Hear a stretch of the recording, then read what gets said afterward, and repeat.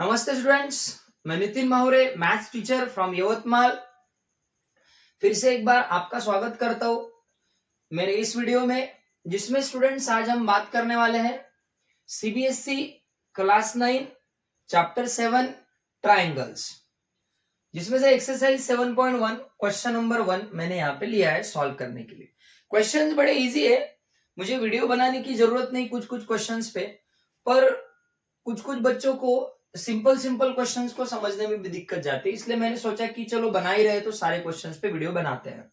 तो स्टूडेंट्स चलिए, triangle chapter में 9th स्टैंडर्ड में क्या एक्सपेक्ट किया गया है हमसे। तो ट्राइंगल चैप्टर में 9th स्टैंडर्ड के कहा गया है कॉन्ग्रुएंसी ऑफ ट्राइंगल्स। मतलब क्या, तो ट्राइंगल की कॉन्ग्रुएंसी पे बात की है और कुछ कॉन्ग्रुएंसी टेस्ट को इंट्रोड्यूस किया है। जैसे कि कॉन्ग्रुएंसी टेस्ट अगर कुछ है तो वो है साइड करस्पॉन्डिंग पार्ट होते हैं, मतलब दो ट्राइंगल के सारे साइड एक दूसरे से क्या होने चाहिए, इक्वल होने चाहिए। फिर साइड एंगल साइड, फिर एंगल साइड एंगल, और फिर एक होता है साइड एंगल और एट द लास्ट एक और है RHS, मतलब राइट एंगल, हाइपोटेन्यूस और साइड। ये 5 test of congruency congruence triangles के लिए आपको पता होनी चाहिए। और एक इंपॉर्टेंट बात, जब भी हम कॉन्ग्रुएंट ट्राइंगल्स की बात करते हैं तो कॉन्ग्रुएंट ट्राइंगल हमें क्या देते हैं, कॉन्ग्रुएंट ट्राइंगल हमें देते हैं equal parts of the triangle. यानी कि अगर ट्राइंगल्स कॉन्ग्रुएंट है तो उन ट्राइंगल के सारे करस्पॉन्डिंग पार्ट्स इक्वल रहेंगे।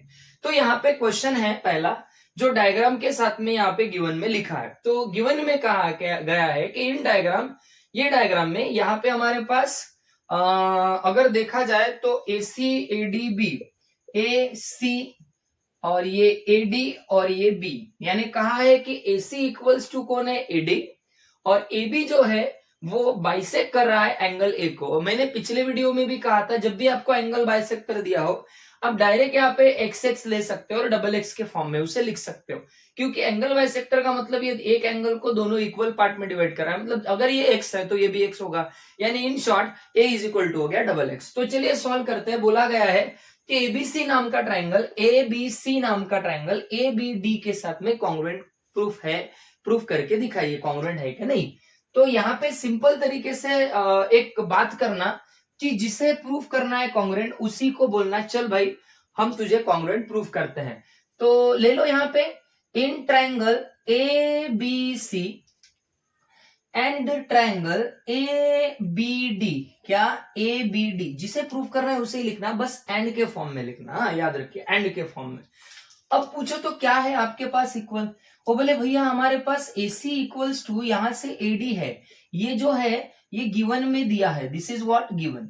ये देखिए यहाँ पे दिख रहा है आपको, मतलब ये दो ट्राइंगल में ऑलरेडी दो साइड दी हुई है जो इक्वल है। फिर उसके बाद AC और AD के बाजू में एंगल बसा हुआ है, जिसे मैं कह सकता हूं x is equal to x.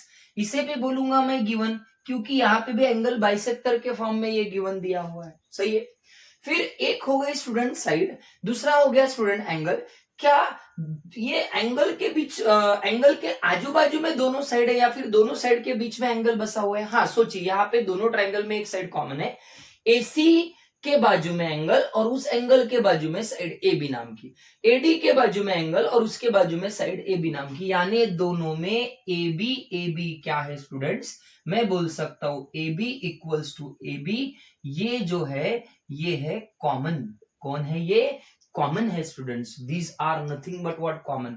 क्या मिला, side angle side, corresponding sides और एंगल से रिलेटेड हमारे पास साइड एंगल साइड के जरिए ये pair of triangle ABC congruent triangle ABD मिल गई भैया, साइड एंगल साइड टेस्ट से कॉन्ग्रुएंट बन गई कॉन्ग्रुएंट, और हमारा हो गया proof, hence proof.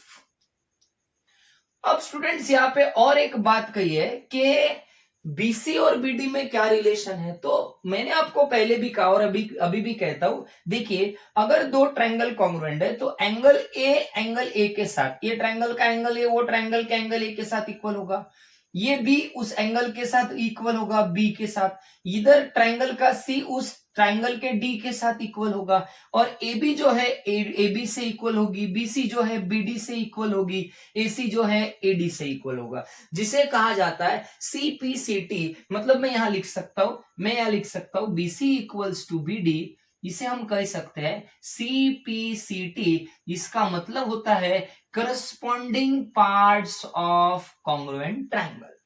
Corresponding parts मतलब एक जैसे, एज इट इज बोल सकते हैं कि इस पार्ट को वो वाला पार्ट जो है करस्पॉन्डिंग इक्वल दिखा रहा है, इसलिए corresponding parts of congruent triangle. देखो स्टूडेंट, बड़ा इजी प्रॉब्लम है, कोई दिक्कत नहीं, पर आपको ट्राइंगल चैप्टर समझने के लिए कॉन्ग्रुएंसी टेस्ट पता होना जरूरी है, और कहां पे हमें ये ट्राइंगल्स की टेस्ट अप्लाई करना है ये भी आपको पता होना जरूरी है, तभी आपको ये प्रॉब्लम समझ में आएंगे। चलिए मिलते हैं नेक्स्ट वीडियो में। Thank you very much.